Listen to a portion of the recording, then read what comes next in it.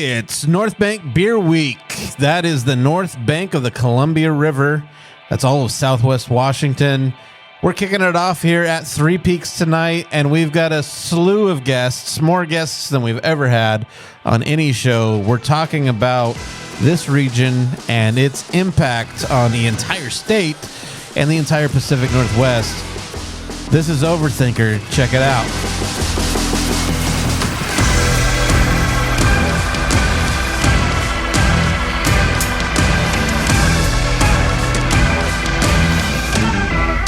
They found us. I don't know how, but they found us. This is the Overthinkr podcast.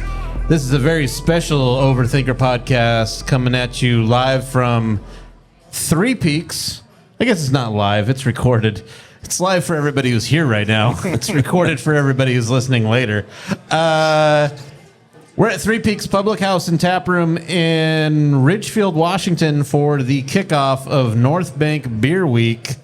The 9th annual Northbank Beer Week, and we're kicking off this Northbank Beer Week right on the heels of the recently announced Washington Beer Awards. My guests tonight are going to be a lot of guests. I'll introduce to you the first two, but I'll tell you that we're going to this is going to be a very different format than you may be used to listening to or watching on YouTube. Wherever you get your podcasts. We're gonna actually get to talk to a number of Northbank Brewers tonight. Super excited about it. But we're gonna start out with Michael Hunsaker from Grains of Wrath. Thanks. What's up, Mike? And we got Jake Watt from Trapdoor. What's up, Jake? Hey, everybody. This is a lot of fun. So, like I mentioned, the Washington Beer Awards just happened, and Northbank Beer Week did well, to say the least. Yeah.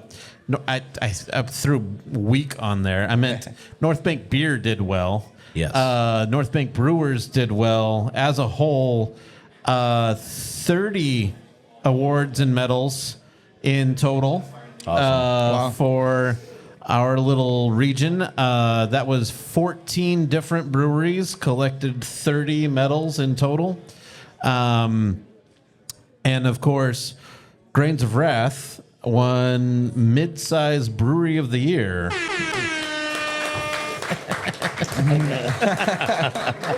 That's back to back, I think, right? Is that back to back?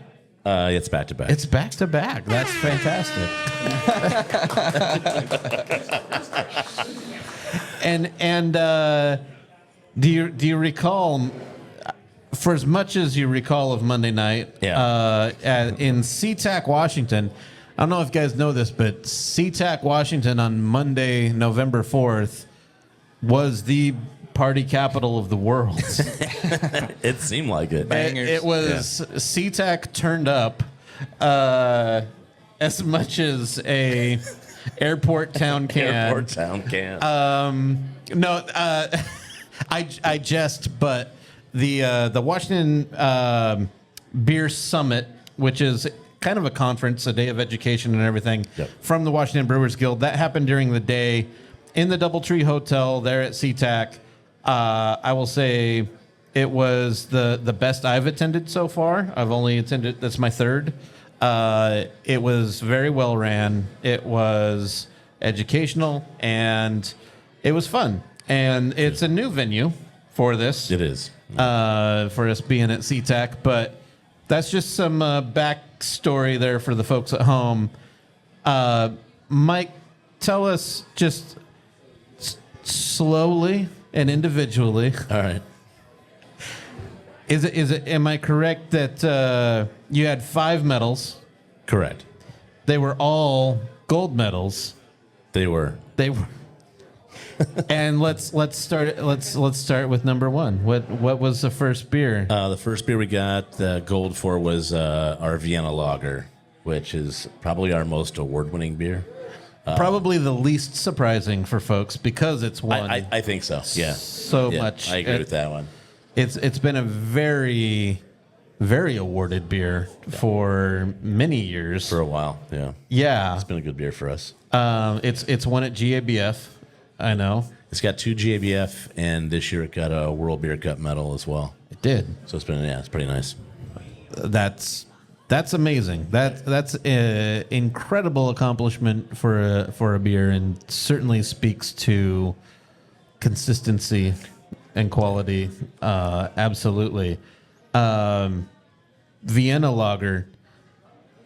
What's a Vienna lager? What's for those that are Those uninitiated? don't know. It's a Austrian amber lager. It's not quite as heavy as you would think. It's not as heavy as a Märzen or what a lot of people consider an Oktoberfest beer, which really isn't. But it has it's a slight, super drinkable amber German Austrian style lager. All right. Light notes of like toast and toffee, and it's just super drinkable. It's one of my favorite styles.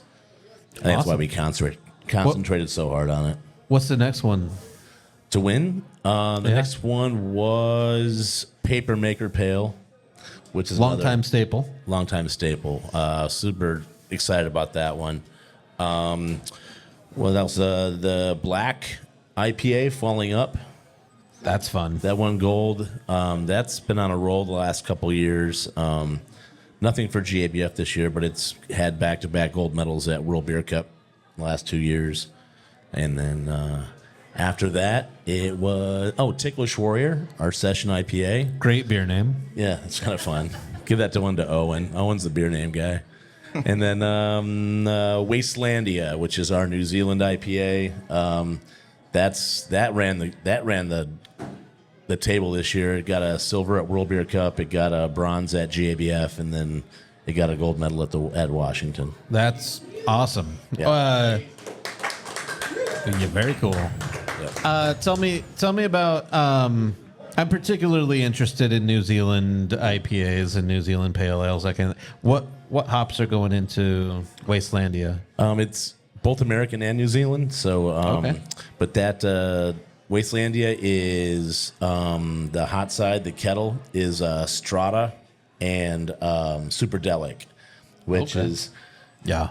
coming on the scene pretty quick. It's just not the availability is just not as heavy, Right. But it's an awesome hop. So it's those two, and then on the dry hop, it's Strata, Superdelic, Riwaka, Okay. and then a little bit of Mosaic. Okay. All right. That's actually interesting. A lot of the award-winning beers in those categories don't use as many Took it right out of my New mouth. Zealand Yeah, hops as yeah. you're using. So, Strata and Mosaic are typically two that I see in a lot when I've done the deep dive on these winners. So it's Yeah. cool to see that a beer using predominantly New Zealand hops is actually winning. We've been laughing in that about it for a while. I know, category. like Westbound and Down is one, and that's a Mosaic Spirit of the West. Strata beer. Yeah. Hutch said this year that his beer was 586 heavy. Yep. And and then Faction keeps winning with 586 Pale in Australia, Yeah. and New Zealand Yeah. Pale Ale. Well, 586, now known as Crush, Yeah. unfortunately. Terrible name. Terrible name. I will not comment. It's 586 forever. Yeah. But that's a very like diesel forward hop, isn't it? I think it has some Like it's- nice like mango qualities Yeah. as well, some fruitiness. I think similar to how Strata comes across, it can have that strawberry side, but it also has that dank kind of diesel-y note as well. I think it has like that super fleshy orchard fruit, like overripe peach, nectarine. Honestly, I think it's the American Nectaron. I think it's Okay. Nectaron and 586 are super similar, except for Nectaron has that New Zealand funk, which I love. And an But, $18 price tag. without an $18 price tag. Yeah. So it's a lot easier to spend, $10 on the T90s of 586 than it is for $19 for Nectaron. Right. That's New Zealand hops are expensive. Yeah, They're I mean, awesome, they only though. have to travel half the world to get to us. They've but been coming down. they're getting more reasonable. Getting- They're great hops, though. I love them. Oh, me too. Yeah, way more than anything Australian. Oh God. It's true. Gotten better, but Oh wait, we're no, still wait, working on wait. Sorry for those who are big Australian Galaxy fans, but I like the New Zealand. You can tell that Mike doesn't do business with Haas. It's much more YCH heavy. I do now. I don't know. I just think that Galaxy might be the most overhyped hop of all time. The consistency of that hop for what you're paying and the hype it has behind it. Here's the thing: it's a nice hop, but the hype, the price, and the inconsistency is what drove it out of our program. Yeah. Haas has since put a lot of time the last few years into dealing with their farmers to get proper pick windows and all, because they just recently approached us and said, "What do you think about Galaxy?" And I said, "I don't." And they said, no, I mean, honestly. And No, you're right. I'm just Me honest. neither. And they said, would you be open to reevaluating it? I said, sure, I'll throw me a free box. I'll reevaluate anything you want me to. But yeah, I mean, I think it's kind of fun, but it's kind of nice. I'm looking forward for when they send it. Yeah. But I agree 100%. The New Zealand stuff is so far beyond the Australian hops right now, and the quality and consistency, it's just hard to even want to switch back for me. Yeah. Like, we got Galaxy out of the program, and now it's like, well, Rawaka's awesome. Rawaka's I'd rather awesome. just use that. I love that hop. That's sexy. Yeah.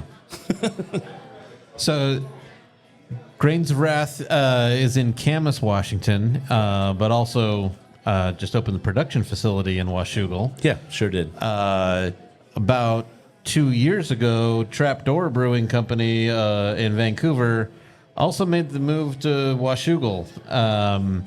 Washougal becoming a little hotbed of breweries over here. And Jake, Trapdoor, you guys did extremely well at Washington Beer Awards as well. Yeah. Thank you. Yeah, we definitely have had some up and down years at this competition, but this one was high. It was really cool to see. You just never know in these competitions, because you're sending beers kind of all over the place, how they'll align. And we saw really good alignment in Washington and GABF this year, so that was really exciting to see. I think a lot of competitions have issues with getting a quality of judge, whereas GABF obviously and World Beer Cup have a super high quality of judge. So to see notes coming back from Washington Beer Awards that are looking very similar to these national competitions was very, very promising for me to hear, and me to want to keep doing that competition. Totally agree. Yeah. Right. And with some inside knowledge, I know that Washington Beer Awards has started to pull in a new pool of judges that I would say are a better pool than years previous. I didn't get to judge it this year because we were busy, but I've judged it. I think any brewers that are here or out there that have the time, I would highly suggest hitting up. Is it Miles at that one, or? Miles is the best of craft. Best craft. That's I can't. Sorry, I can't remember. Mark Emily and Peter and Mark. Peter. Yeah. So Mark and Peter. Yeah. Email those guys, and I think it's really nice to see other industry people at these things, because we all kind of speak the same language, and Oregon Beer Awards has done a really good job of that, and I think us traveling up and becoming a part of the narrative of how these beers are being judged is really important. Yeah. It is.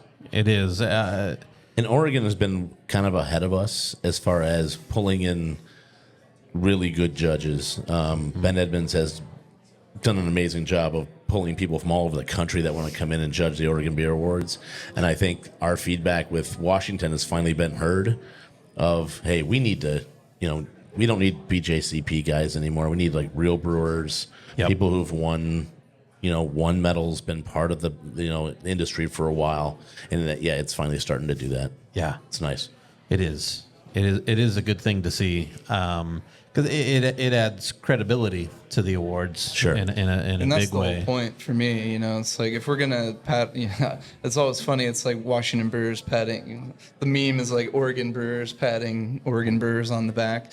If we're gonna give ourselves awards, like we want them to be credible at the end of the day. We don't want to give a gold medal to a beer in a certain category and then someone go out and be like, sure, you may not like that beer, but at least you should be able to know it was like a quality example of the style. Jake, what did you win for? We got 2 golds and a silver this year. The golds were India Pale Lager, our West Coast Pils, 1 gold for that. Imperial Hazy IPA, our juiced up double hazy, 1 for that. And then the silver was our flagship, which was really cool for me to win because we haven't won any awards for that since I got hired. That was the previous brewing team kind of made Glowed Up very, very famous locally and our most popular beer. So 2019 was the first year that Washington Beer Awards allowed hazy category to exist. And I believe Trapdoor, the original brewer, Zane and Sebastian, they won gold and silver, I think. I believe they won gold and silver in double hazy that year. Okay. So I know Tang has won, I know Glowed Up has won, and then I know the double. So either way, there was like a powerhouse of the early days of the category at Trapdoor. And we've continued to really do well in the Imperial Hazy. Haven't done as well on at least the award side of the regular hazy. So for a flagship beer, it's really cool to win for because that's something we have all the time. We don't change. We brew to the competitions for freshness, but we're not changing that beer. So it's really nice to see, a beer that is. We all do it. The one-off beers you kind of have some fun with and make them really, really fun. I'll say. Fun, obnoxious. But just to win for like the flagship beer that's the same as it is year round was really special.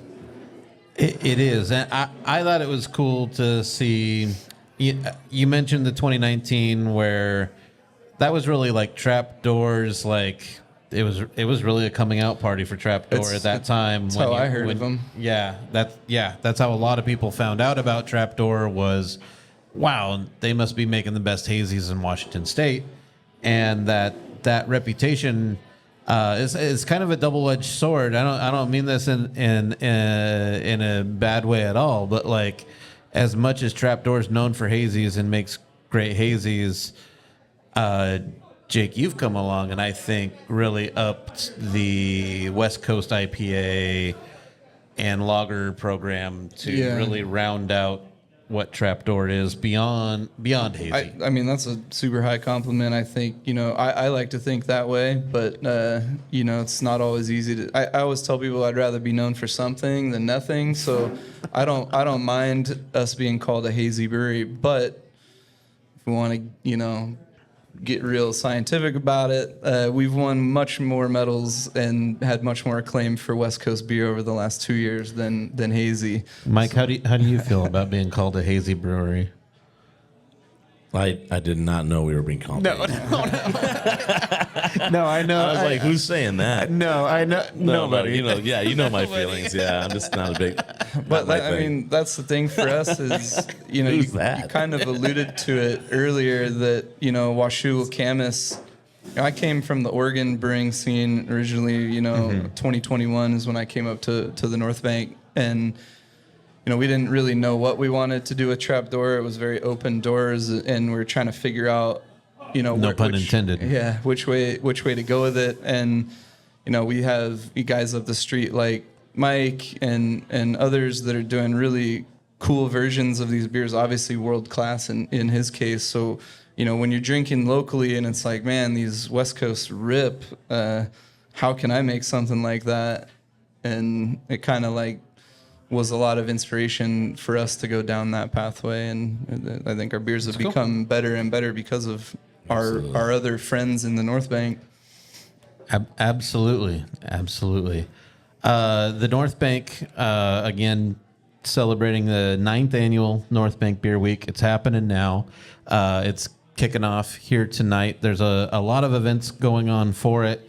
We'll get into more of those in a little bit more detail here in a minute. But is there any events that you guys are excited about? That I know, Jake, your host, Trapdoor's hosting a variation of an event you guys have had several times. Yeah, I unfortunately can't speak too much to it because I've been stuck in the brewery and not helping out with event planning. But I believe this Sunday, which is the 10th, is that correct? 10th, we have a Brewers like invitational cornhole kind of thing. It's out at our Washougal facility. Okay, cool. It is. He helps run our social media, so he knows more than I do, probably. I mean, that's fair. I'm throwing you softballs. No, I'm trying. So we're kind of the last I had heard, it's some sort of event where we're going to do cornhole, and we've got kind of one brewer representative and one someone from the drinking public that's going to kind of be a part of the team. Sort of a variation of an event that I took part in Seattle Beer Week that I thought was really fun at the Growler Guys. Just sort of a casual tournament, pair up with a person and just enjoy the afternoon playing some cornhole. In the past, the Brewers Cornhole Invitational has been like just Brewers, and like the public can come have a beer and just watch Brewers duke it out on cornhole. Watch really bad cornhole. Yeah. Gotta say, watching cornhole, not super exciting. Not great. No. So we're stepping it up a notch. And so this year, just every brewery is sending one representative, one brewer or owner, someone from the brewery who's going to step in, throw some bags. And if you show up and you want to play, you're going to get paired with a brewery and get to play with the Northbank brewer, be on the same team together. That's a great I think idea. it's a cool thing to like just bring more folks into the family, like get to know your local brewers, hang out with them. Throw some bags. It doesn't matter if you suck or if you're awesome at it. It's just going to be a really fun time. Totally not what it's about. It's just about coming and having that camaraderie. Like we have it as an industry, but we want to bring our fans and friends in that, we already enjoy having beers with on outside of that event, but bringing them in sounds like a fun idea. Awesome.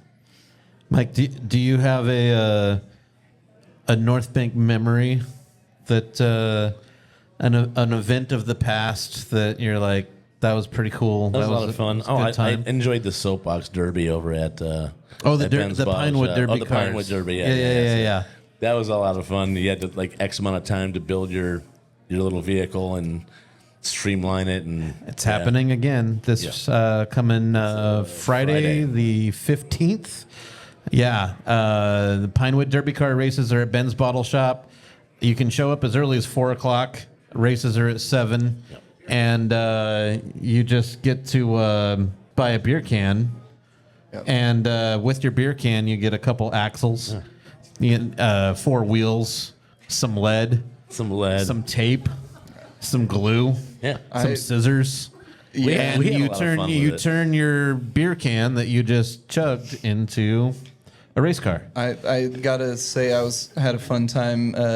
You won it last year. I won it last year, so I had a fun time. I stopped the terror of Von Ebert ruining the Northbank. They had quite the winning streak apparently. So I'll tell this story real quick, and then we'll bring up some other Northbank brewers. So the story was that every year there's a Brewers heat, and we need 9 breweries to compete in the cornhole tournament against one another, so that we have 3 rounds of 3. Not cornhole, Pine Derby. Oh, Pinewood Derby. Did I say cornhole? Beer can derby. Excuse me. Beer can derby. Cheers. This is Everybody's Brewing's Cashmere Pilsner. It's pretty good. The beer can derby race.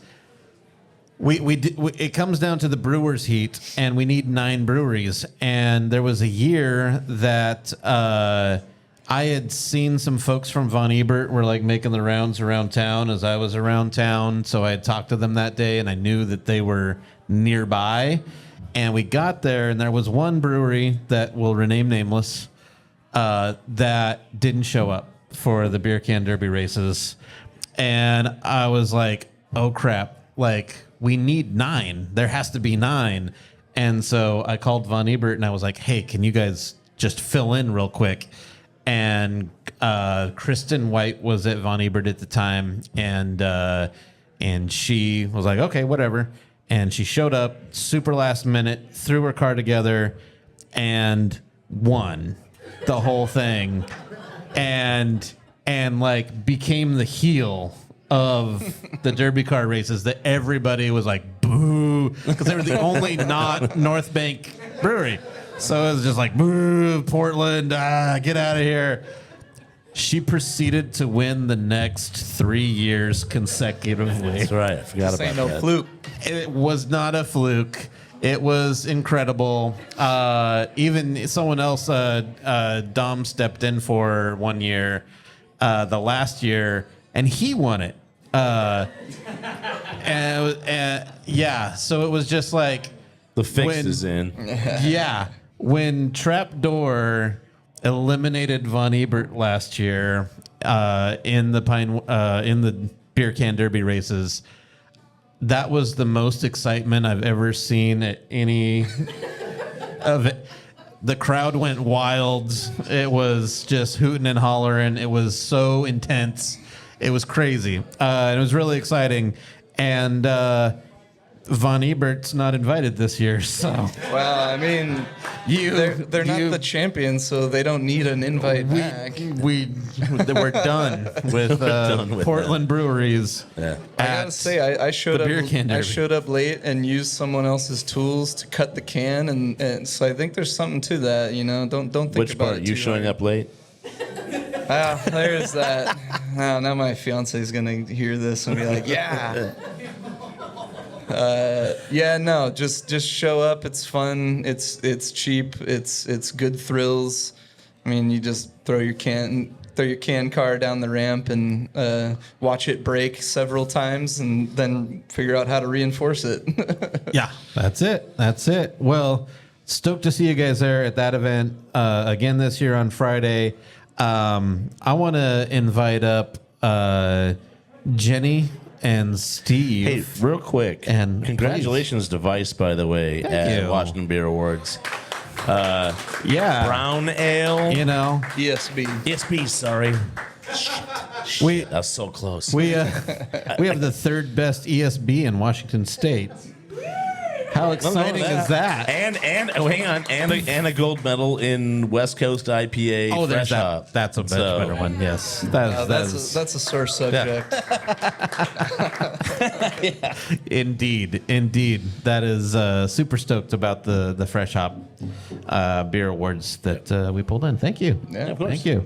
Thanks for being here, guys. Yeah, Thanks for having us. Yeah, we'll bring on Jenny and Steve while I tell you that A has sponsored Northbank Beer Week this year. A is a casino in Ridgefield, and they've sponsored Northbank Beer Week, and they're putting together an event to cap off the beer week. It's called the Holiday Craft and Ale Fest. The Holiday Craft and Ale Fest is happening November 16th and 17th. Check it out. Lots of cool beers, lots of cool crafts, and even you're even going to be able to purchase beer to go. So like breweries are going to bring cans and bottles and things like that. That if you taste something at the festival that you want to take home, you can. That's pretty cool. Unique in that way. Please come on in, guys. Come on in. Want to also give a shout out to AMS Label Printing. They're out of Bellingham. And up in Bellingham, we got introduced to these guys through Stemma Brewing up there. And they're phenomenal. If your brewery prints labels, if your company does anything print, these guys did our our posters and our handouts, our little handbills that we passed out tonight. You'll see them around all Northbank Beer Week. You'll see a lot of things about AMS. AMS, they're phenomenal. Pricing's great. And I don't even mind saying that I'm not always the most timely individual. Sometimes my beer label designs are done about 5 days before I need the beer label there for canning day. And AMS has never let me down. They've never failed me. I get it to them. They're just in Bellingham. They overnight them to you. And, if you're using any of those big guys that get all the big contracts for pharmaceutical companies to do labels and everything like that, and you're like, hey, it used to be 2 weeks and now it's 5 weeks and this is crap, call AMS. They're great. They're very quick. We used them on your recommendation, and we've never had it that fast before. It's crazy. 2 or 3 days? Yeah. Something like that. Oh yeah. I wasn't going to admit to that, but I have got them in hand like within 2 or 3 days when I've been like, sorry guys, hope you can squeeze me in. They do. It's crazy. I don't know how they do it. Dale and his team there are awesome. You'll see them around Bellingham rocking their Northbank Beer Week shirts because we mailed them some. And they're pretty awesome. Hey everybody, that was Steve. Here's somebody. Perfect. Like it. That was Steve from Backwoods Brewing Company. How are you doing, Steve? Really good. How are Good. you, Michael? Good. Oh, great. And also have Jenny here. Jenny is the marketing director of the Northbank Brewers Alliance. Hello. You may remember Jenny from episode number 2. Oh yeah, I was there. I was in episode 2. Episode 2. Where we talked a lot about California beer. California. Because Jenny was very involved in San Diego beer things. San Diego's It's in Brewers California. Guilds. It's in California. Let's see how many times we can say California and make another reel of California. Anyhow.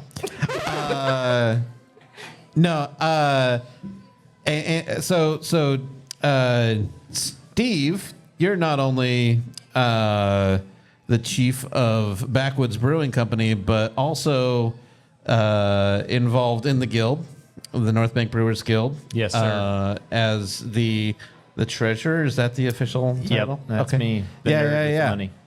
Counting coins and monies. Scrooge and McDuck style. Making sure that that's the best joke ever. Because I know there's not Scrooge McDuck things happening on the North Bank. No, the North Bank is it's a collection of how many members are there now? Do you know the number offhand? I wish I was Matthew Loftgren right now. It's and could tell you. 34. about is 34, what he says. somewhere in there. I was gonna guess like 30 to 34. I was going to say 38. So I was close. Well, the pennies that are apart, that's a totally So this collection of breweries, they exist they meet once a month, sometimes for educational things, sometimes for promotional things. But the North Bank here is about 6 years ago now that it became like an official. What is a 501c3? It's Yeah. like a Yeah, actual Yeah, we're a thing. legit nonprofit. We're the kind of the second full iteration of the board. Me and the crew. I'm sure they'll have the other guys up here shortly. But yeah, it has been. We've done the first, I hope, successful handoff of everything, and it's been fun. Sonny Parsons with Heathen has been leading us over the past 2 years, and it's been fun to kind of take it to the next level of not just a brand new 501c3, but kind of figure out what it's going to be like for more handoffs in the future of new board members and things like that. Right. You're one of the few breweries who's been around long enough to see this Northbank Beer Week thing from inception. Backwoods started in 2012, and Northbank Beer Week started in 2015. And man, we were all bright-eyed and bushy-tailed back then, weren't we? We were all very cool 10 years ago, 12 years ago, and young. It was only 9 years ago that the beer week started. Yeah, I guess I was thinking it was backwards. still really cool. It's only getting cooler. It's only going to get cooler. You're not wrong. Yeah. You're know, a lot I more know. well organized now, for sure. Yeah, there more organization has come along, more communication has come along. I feel like Northbank breweries have really stepped up. So yeah, this was something that I found interesting when we were at the Washington Beer Awards. Is they said when they were introducing everything, they said the Washington Beer Awards. This is our 9th annual Washington Beer Awards, and I was like, really? I thought Washington Beer Awards was older than that. I thought it was a more long-running thing. I was surprised to learn that Northbank Beer Week started the same time Washington Beer Awards started. And I remember there's some pictures, you can look them up online, that, oh gosh, I know Sonny from Heathen was there. I know Jeff from Ghost Runners was there. There were some guys from Lewitt there. But we had this really dorky...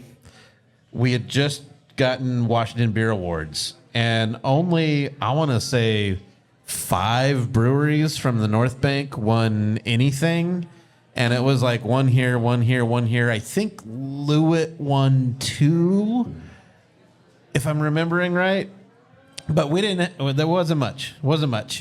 And we all met down on the waterfront in this, like, when I say Vancouver waterfront, it's not the Vancouver waterfront you know today.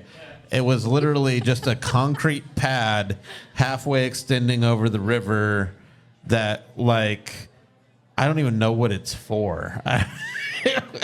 It was just this pad of concrete. And we all got there. Danny McCabe from Heathen brought a broadsword for some reason. Nice. And we just took photos of our 6 collective medals from wins. the Washington Beer Awards, and we were just so like, yeah, go team. I'm not going to lie. That sounds absolutely amazing. What a marketing dream right there. We're gonna have to look up these photos. They exist, and post them somewhere. Put them in your feeds. Follow Overthinkr at Overthinkr Show on all your platforms. But we'll share some of those. But it's just crazy to me that, you know, that's where we were not that long ago. 9 years ago, that's where we were. And then you fast forward to today and 30 medals and awards, including Mid-Size Brewery of the Year. Last year, Northbank did very well, too. Victor 23 took home Small Brewery of the Year last year, while Grains of Wrath took home Mid-Size Brewery of the Year last year as well. It's crazy how the Northbank's grown up. And even Backwoods, like... I was hoping you wouldn't bring up awards because it's not really our jam. No. I mean...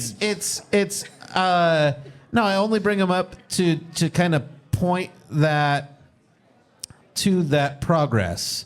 And just, you know, even looking at what Backwoods was in 2015, you know, it was still only the tap room behind the grocery store in Carson, Washington, wherever that is, you know, right at the time, right? No, you know, it was like where it was still very in the backwoods. It was still very small, and so like you guys have really grown with the North Bank in such a way that I don't think any other brewery really has. I think it's really cool to see because you're now in the Pearl District. You've got the spot out in Hillsboro. Backwoods is doing some really cool things and grown in a lot of cool ways. I just think it's fun to look back and think about that era of 2012 to 2015 that, it feels so quaint. Well, I do have to say, again, only having been here for 2 years, I've seen, the last 2 years, I've seen quality go up. The beer here has just significantly, last 2 years, has just risen, which is awesome. And that has a lot to do with, again, bringing on brewers and putting yourself into that position of getting into awards or the Washington Craft Beer Summit, GABF, World Beer Cup. You're seeing more and more of that in this area, and it's been really exciting to share that with other people. And essentially, working with the guild, I get to share this with people. And that's me personally, but also as somebody who is marketing for the guild. So, no, kudos to everybody who's part of this. You guys are all in this together, and watching this just lift itself up, and you guys helping each other, and just awesome things are happening. And I'm really stoked to be part of it in that sense, and witnessing it as a consumer. I'm very excited. So cheers to Northbank Beer.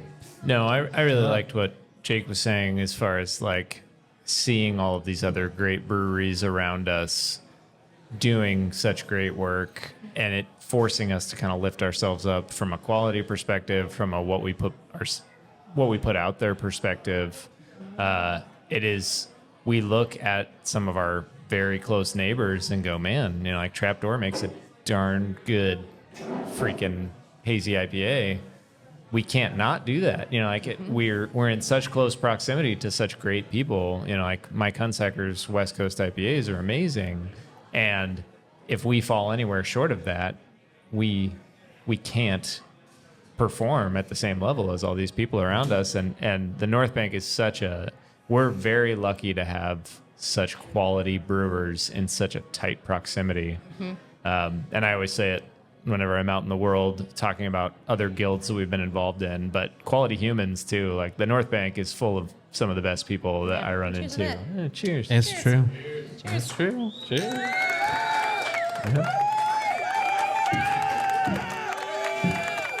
Gosh.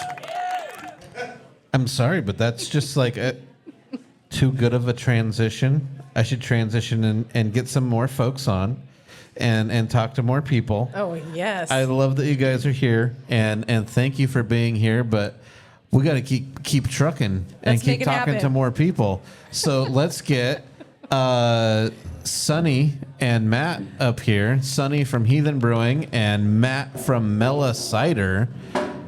That's right. We're gonna have our first cidery to talk to. That's exciting. I'm gonna tell you guys more about our sponsors for Northbank Beer Week. Zeppelin is one of the sponsors. Zeppelin puts on this podcast, and Zach Denton and Sean Burke work very hard to make sure this happens at the quality that it happens at and gets out onto the platforms where you're hearing it and viewing it. So yeah, please, check out Overthinkr. Check out what Zeppelin does. They do a lot of marketing things for small businesses, and would love to help you out as well. Also, want to give a shout out. I know St. Lovejoy's Sausage is in the house. You may know St. Lovejoy's as the kitchen at Brewhouse Brewing in Portland, but St. Lovejoy's Sausage is also doing things on the side, low key, slinging sausages around town in a way that if you're looking for a pop-up or catering type things, check them out. St. Lovejoy's. Check it out. It's good stuff. And I'm excited to revisit some St. Lovejoy's food myself. It's been a minute since I've been to Brew House and been able to partake. Here's somebody. What's up, Sonny? What's going on? Sonny Parsons, Heathen Brewing, and also hello, Matt from Mela Cider. What's up? How's it going? Good. Want you guys to be able to identify those voices. That's what introductions on podcasts are about. So now we know your voice going forward. Yeah. I learned this. Check 1 2 baby. Sonny, you are the sitting president of the Northbank Brewers Alliance. Recently, we heard that may not be an eternal thing. It was probably never going to be an eternal thing. You know, The rumor. there's so many people that can do it better, and I figured it's just time to let the next person get up and take a swing and see what happens. But no, it's been good, but It has. you know, you miss one meeting and people vote and you're the president. That's kind of how it happened. I was in Mexico when I found out, by the way. No, Costa Rica, I'm sorry.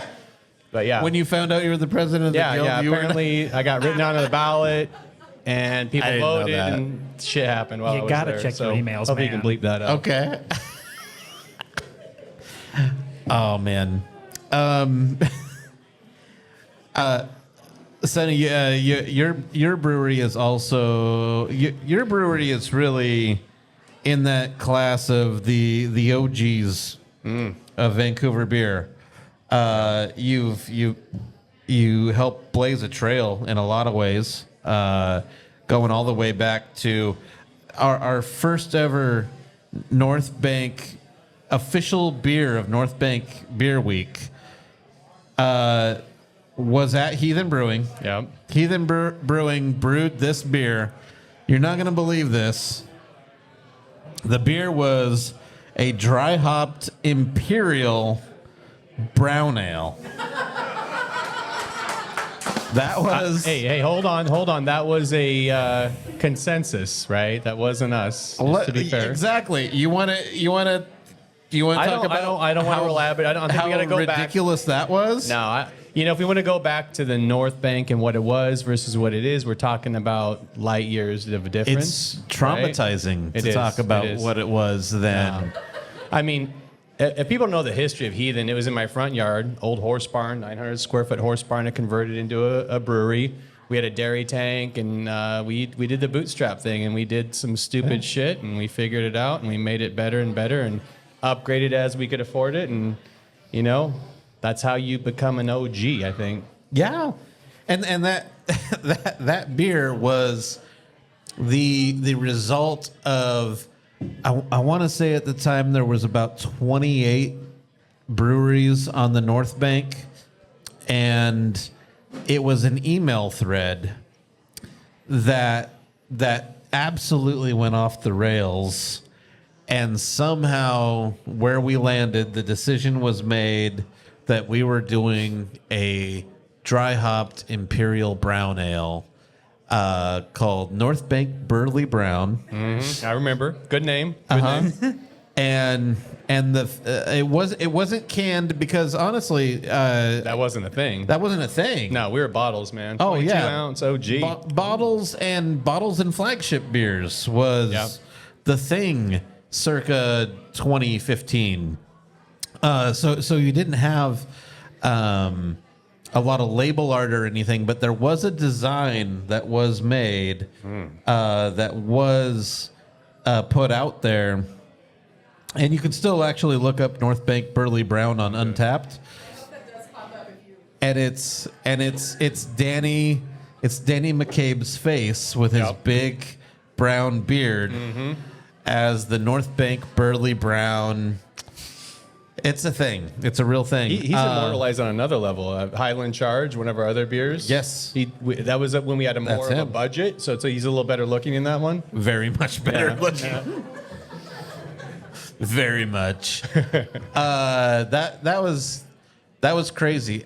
Year 2 was when it went even further off the rails because our year 2 beer, this is 2016, and wild fermentation and saisons were the rage. And we did some kind of saison with some weird berries, and then we broke down a wine barrel and cut it up into little staves and threw it in the fermenter. And it was also the resulting beer was good. But imagine trying to sell that to the general public as Back then, especially. Back then, the beer world was so insular that we thought, man, weird and different things are so cool. Hey. Like, we were all just chefs in our own kitchen, just like playing with stuff. And like, This is when a beer, if it wasn't crystal clear, like you could just see and read through it, you did something wrong, right? A hazy wasn't a thing at this point. So it's about crystal clear It was beer, about a year- or you're getting made fun of right back then. It was about a year later that it was 2017 is when like hazy kind of lit up, hit the scene, and it was Eddie Topper, and it was not immediately well regarded at all. It was. There were a few people starting it earlier. I don't think they did it on purpose, but there were definitely some beers out there that were in the category. I'm not naming anybody, that's for sure. Emphatically raises his hand. Yeah. Matt, you're the secretary of the North Bank. That's what they tell me. Yeah. That's the rumor. Mela Cider, which if you're not familiar with Mela Cider, walk into almost any brewery on the North Bank, and the guest cider on tap is probably Mela. And that's you, man. You're a one-man show doing it all. I'm continuously impressed. I'm glad that I come off as impressive because it's not warranted, but thank you. Woo. It is. I don't understand it either. Rosemary Plum from the audience. They know your stuff. It's a fan favorite, which I don't understand either. I don't get it, but You're making very high quality cider. I know we poured at Vice. Oftentimes we have two cider handles, and it's usually both Mela. Right. About 80% of the time,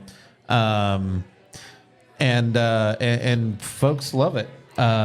You're here in Vancouver. yes. You're making this cider in that big factory that everybody can Yes. see the smoke coming out Yeah, of it when I you're on the mean, waterfront. It's that huge. We had That's you smokestacks guys. imported so that we could appear just even more industrial. That's you guys. Yeah. Just huge. Yeah, the old smokestack from the academy. We said we need that. We got to look really important. But yeah, no. I mean, we're just a small little production facility, just in a renovated shop in the backyard, and we're just pumping out stuff and Small batch and some great cider. well, yeah, but I mean, when you've got the quality that we have on the North Bank, you've got to really emphasize the quality, because like when you hear on a Monday night that all of your cohorts have won a collective 30 medals, you got to make sure you can't put out anything less, because you gotta shoot up for the stars, I guess. Yeah, no, you make a great quality product, for sure. There's been cideries on the North Bank that have come and gone. I would say, unceremoniously, I've not seen the excitement around a cider brand as the excitement I've seen around Mela, and I think that's awesome. It's my I'm not boyish gonna charm. I'm not gonna knock his cider, because we make cider too. But You do. you know you what? do. Hey, it's Heathen okay, makes Mike. cider. I'm right here, but fine. that's fine. You know what? This guy's a cider pimp. I'm a little more laid back, sit back, Yeah. take care of myself with the cider in my own house. This guy's pimping every day. He's hardworking. He makes great cider. I have no complaints. But I'm right here, Mike. Right here. I didn't forget that Heathen makes cider I gotta as give well. you a shout out. I Your do guys' know that. pineapple cider And is and primo. Heathen makes some phenomenal cider too. Little late. I wouldn't say Heathen's leading point is we're Come a on, bro. cidery. No, you know that's not our majority. It's but not your thing. It doesn't suck. It's No, it doesn't It's at all. spectacular. We just only make 3 Not at all. varietals. We're not. So in our other world, we make 50 varietals a year, right? We make 3 ciders I mean, a year. I'll be honest. When I called you both up here, I didn't think that I was calling up the 2 cideries of the North Bank to battle it out in front of us all. That was not my intention at all. He says this, but you know what? I smell what he's cooking. You know what I'm saying? It's good for the views. It's good for the ratings. We're all you know, for whatever. it. It's fine. Whatever. It's fine. Was that my mom that said that? Oh God, Jesus. No, I just think it's cool to see somebody that's only cider. Yeah. Actually, I'm just having fun. By getting the- a foothold. He is we doing. know. He is doing what everybody wants to be part of, and it's that artisanal dudes in his backyard crushing it, just like I did in my front yard when I started the brewery. It's the same game, but he's crushing it. And he's going out there and he's being part of the community, and he's embraced the North Bank Yes. to infuse it. I mean, he's in the North Bank as a cidery. I don't even understand it still how he's here, but he's here because he's that smooth. Yeah. Well, I mean, to that point, there have been other cideries that were a part of the North Bank. They existed on the North Bank. Not smooth. Not smooth. No. I couldn't even actually tell you their names. Still not smooth. Yeah. Because they weren't out there participating in the beer things and embracing the beer world like Matt has. So sorry to just bring you up here and just gush all over you. It's good. Like I said, it's my boyish charm. That's it. It really goes a long way. So, but I appreciate the praise. I truly do. Yeah. So thank you. I do appreciate that. I don't have to take a compliment. Can we get back to some productivity? Yeah. Can we come on? Yeah. Some North Bank some things. meaningful. I'm just gonna be stammering like Hugh Grant over here unless we change the step check. So He's turning red. yeah, please. Actually, he kind of likes Hot it. here, God. Jeez. So, Sonny, having been a part of the North Bank since the inception of the North Bank, that doesn't make you old, by the way. I am. Yeah. But because the North Bank, things really started happening in 2011. Yeah. That's when I think, I feel like every other week I hear somebody, when Heathen is mentioned, they're like, hey, I know that place. There's this pride of like, I've been going to Heathen since it was in Sonny's barn in his front yard. Like that's 100%. I just went and filled growlers right there, every Friday and Saturday. There's a sense of pride in those folks that have done that. Looking back over that time and how the North Bank's evolved and grown up to what it is now, like what are some of your favorite memories? You look back and go, man, this was special, that was special, this was a moment that we advanced. So, two-parter. I'm gonna go with when I don't know, people, they don't know my place, right? Literally, I live at a house 50, 25, 30 feet away from the front door to where the barn was. We converted to be the brewery. So we'd have people knock on the door when they thought the brewery was open and try to get beer, right? and we, at this point, we didn't have a restaurant. We didn't do cans. We didn't even do bottles. We were growlers and grenade fills only, right? So people would come up to the door and we'd have to turn around, and 99% of the time I'll go get my, I'd be sitting in my shorts or whatever. I'd go try to put some pants on or something, go out in the front door, go out, fill their growler, because they came all the way here to check us out, and I felt bad. Yeah. So they ended up getting the best tour because I gave them the whole, it's 900 feet, so the whole tour took 2 minutes. thing. But, they got to taste the beers, because at the time, we weren't allowed to pour pints. We weren't allowed to give tasters over 2 ounces. So we would do a healthy 2 ounce, ounce and a half-ish pour, right? And we would let you run the counting? ladder. The ladder was 20 at the time. So you add that up and probably wasn't legal. but that's not my MO. So we took care of the people, good experience, and then they'd fill a couple of growlers, and I think it made a good story. Otherwise, I sent them home, and they were gone. So one time we had an event there where the power went out, and it happened to be on our Thirsty Thursday, buy one, get one free, right? So this is a line probably 35 people deep, and our lights went out. And I'm there and I'm serving. I got like my buddy from work, another buddy from work, and my other partner at the time, Rodney Stryker, brewer, and Mike Scott, right? So we had our head brewer, our owner, our other owner, and two dudes that work with Sonny at the other job, right? And we're all just pouring, especially when the lights pop out. And they're like, oh shit, what do we do? I said, the CO2 is fine, bro, right? So go grab some candles, let's light it up, and let's keep going. And so we poured, I think that night we poured 180 growlers out of the place. You got to remember, this is back when there was like 3 breweries in town. Yep. And so there was nobody to go to. And so like we were one of the few places you could go get craft beer, right?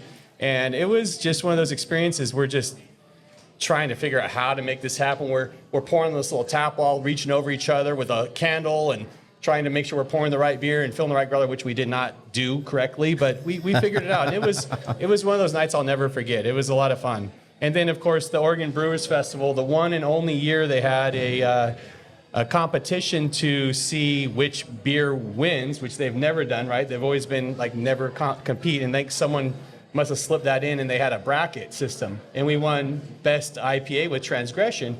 And that's when my homebrew kind of baby hobby idea was like, oh shit, we just won this whole thing, and it's a big deal, and we got to go next level. And we started investing in the company, and that's where Heathen became, Heathen. That's super cool. That's amazing.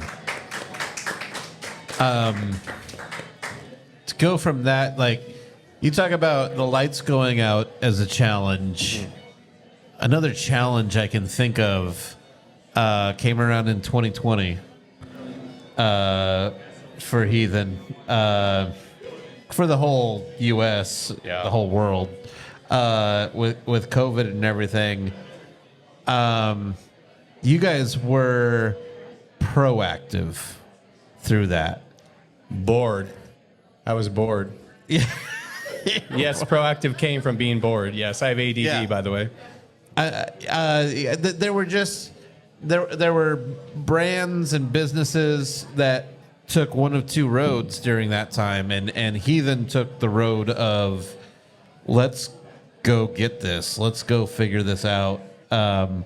I've always loved you for being the ask forgiveness kind of guy that I think I relate to.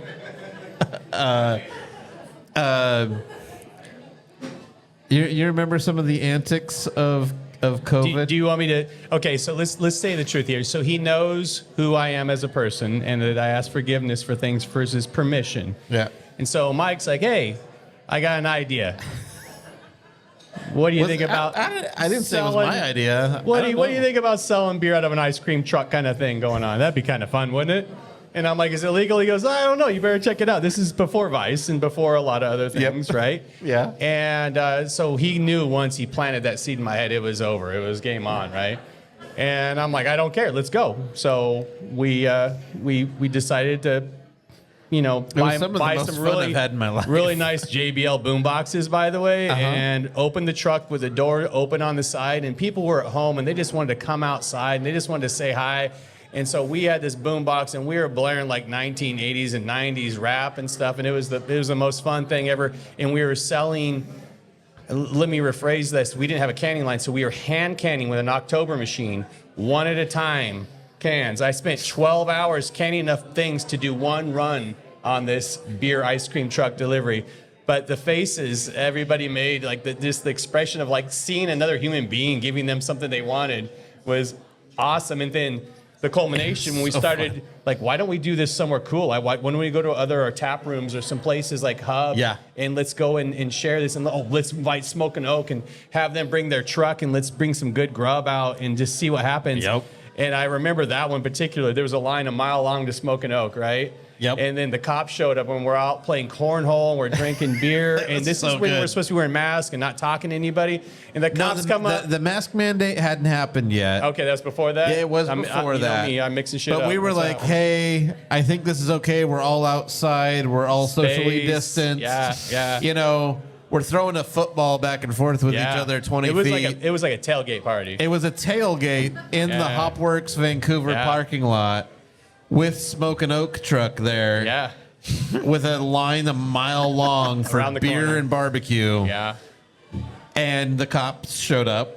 Cops showed up, and we're like, oh, man, it's over. It's game We started time, right? hiding our beers. We were what? We're not drinking beer out here. I don't know what you're talking about. Then the guy comes beelining right for me. And I'm like, shit, he knows. Like, he read, he's been on social media. I'm in trouble, right? This is over. He comes to me and goes, I just love what you guys are doing. People need to get out, and they need to live a little. And he was, like, 100% behind us in every aspect. Yep. And it was like, game on, baby. Let's go. Yeah, it was amazing. And all four cops were like, we're actually just off duty, and they just joined us. Yeah, it was fun. It was fun. So great. It was like, can it be? Usually I say, I thought you said you never wanted to see me again. Right? That's usually what they tell me. Oh boy. Been asking for forgiveness and not permission his whole life. I know. I love it. I love it, man. There's so many things. This has been really great. We've definitely like gone into overtime talking about North Bank things. Nostalgia of the North Bank. There is a history here. There is a culture here, and now there's even a community and a respect being put on this region as a beer region. Man, it's been incredible to see. It's been incredible to see the glow up from, you know, just when we decided, hey, maybe we need to define ourselves some way. We need to put a name to what we are, what this is. When I went to Portland trying to sell my beer for the first time, what they thought of the North Bank is not what they think of the North Bank today. Oh, for sure. I had to overcome being from Vancouver to sell a beer in Portland, right? Yeah. Not anymore. Not anymore, baby. Let's go. Not a thing anymore. No, that's a big part of it. And even you know, here the last 3 years in a row, if you look at the per capita data of how the North Bank performs versus the other, Washington's kind of divided up into 5 regions. There's the like Seattle Puget Sound area, there's Bellingham, there's Spokane, there's Yakima, and there's the North Bank, which they call Southwest Washington. We call it the North Bank. But we've outperformed per brewery for how many breweries are in our area.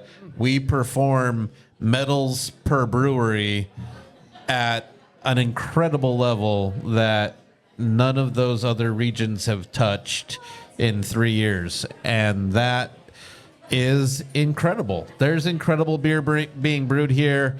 If you're listening to this and, you know, your MO is to stay in Portland and not cross the river, you're making a mistake. If you're listening to this from the greater Washington area and your MO is to drive down to visit Portland and drive through Clark County and not stop, you're making a mistake. Yeah. And I think that just needs to be put out there. Put some respect on the North Bank. That's all I can say. I think respect has been put on the North Bank, and I think just more people need to know about it. More people need to recognize that there's incredible stuff happening here. There's incredible people here. Just an incredible community. And that's it. That was Overthinkr.